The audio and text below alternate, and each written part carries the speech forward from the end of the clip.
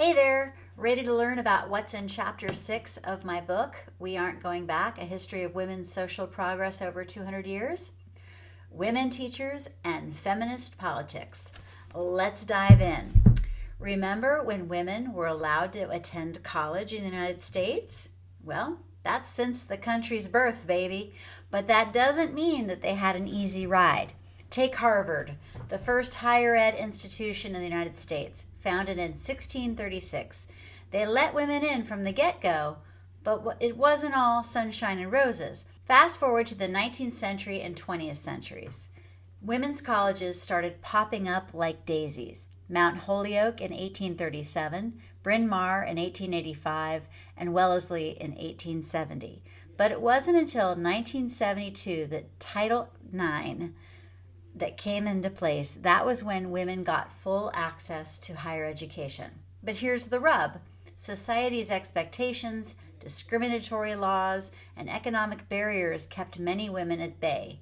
Universities had quotas. Women couldn't own property or control their finances, and racial and economic discrimination added more hurdles. Now let's jump to California in the early 1900s. In just 51 years, from 1849 to 1900, the gold rush turned a frontier into a sprawling metropolis, and women were at the forefront of this transformation.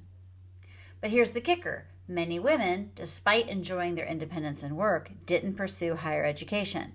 Take me, for example. I was born in 1970, first woman in my family to get a master's degree. My mom didn't get her bachelor's until 1988, and my grandmothers never went to college. So what happened here? What kept women from higher ed? To answer that, let's turn to Alison Orum's Women, Teachers and Feminist Politics. Orum's book takes us from the 19th century to the present, exploring how women teachers in Britain contributed to feminist politics and social change. They broke gender norms, fought for women's rights, and pushed for equality in education. They faced discrimination, sexism, and limited career opportunities, but they fought back. The takeaway here?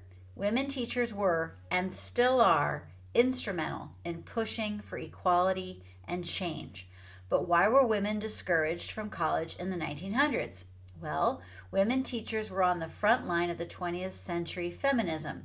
They were fighting for suffrage, equal pay, equal promotion opportunities, and the abolition of the marriage bar in the 1920s and 30s. But they were also facing a society that saw teaching as both masculine and feminine. On one hand, it was seen as intellectual, managerial work. On the other hand, it was about nurturing and raising children. Despite the contradictions, teaching was attractive to many women. It offered the masculine benefits of professionalism, good pay, job security, and the feminine work of nurturing children.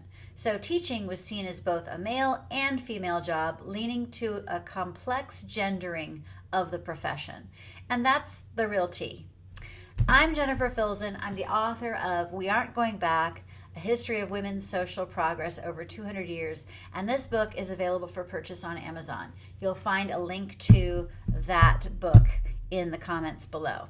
But if you want to dive deeper into the world of feminist politics and women teachers, I advise that you grab yourself a copy of Alison Orum's Women, Teachers and Feminist Politics. It's a great book.